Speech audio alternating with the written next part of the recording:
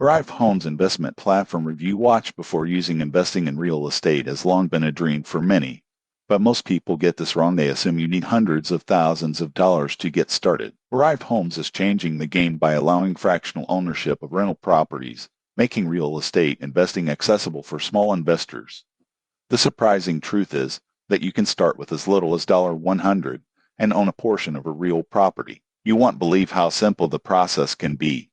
Here's how it works. Arrive acquires single-family homes, then divides ownership into shares. Investors purchase shares, and each property generates rental income proportional to their ownership. For example, if a property earns $1,200 a month in rent, and you own 10%, you would receive $120 monthly, minus fees. The platform also handles property management, maintenance, tenant screening, and tax documentation. Most people get intimidated by the operational side of real estate, but Arrive takes care of it entirely. You focus on investing, and the platform manages the day-to-day. However, there are considerations. Like all investments, real estate carries risk. Property values can fluctuate, rental income isn't guaranteed, and liquidity is limited. You can't immediately sell your shares in most cases.